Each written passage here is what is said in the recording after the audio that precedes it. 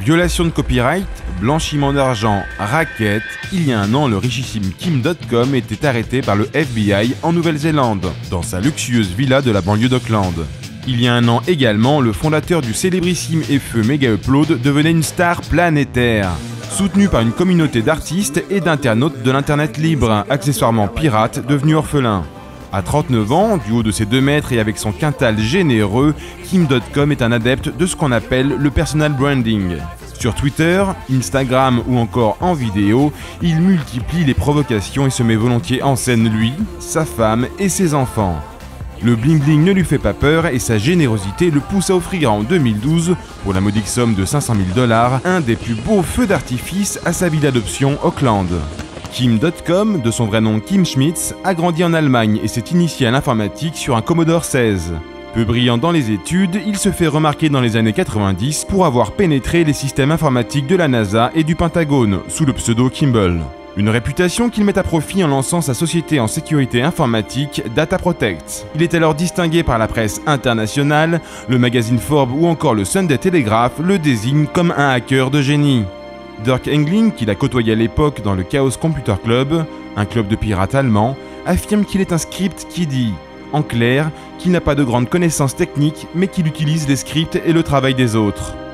Plusieurs fois inquiété par la justice, il profite de l'explosion de la bulle internet en 2001 pour racheter le site Let's Buy It. Il annonce alors 500 000 $ d'investissement qui font monter le cours en bourse du site, tandis qu'il se contente d'encaisser la plus-value.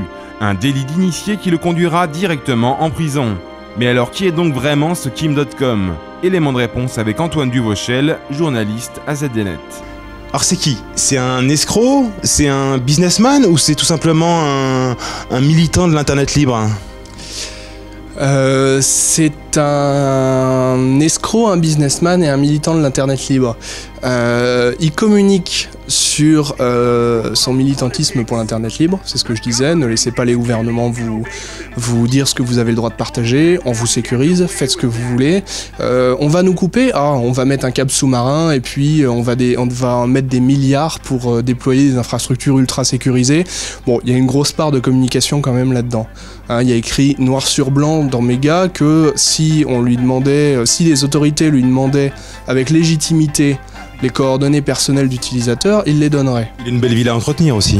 Il a une très belle villa à entretenir, il a des très belles vidéos à faire. Alors ça, c'est le côté un peu entrepreneur, mais alors vraiment entrepreneur rockstar. Il fait un peu penser à un Richard Branson. Ou un Xavier Niel en France. Mais voilà, ce côté PDG rockstar un petit peu, qui peut se permettre tout, qui n'a pas vraiment de limite. C'est particulièrement fort dans le cas de Kim Dotcom. On l'a vu dans des vidéos qui...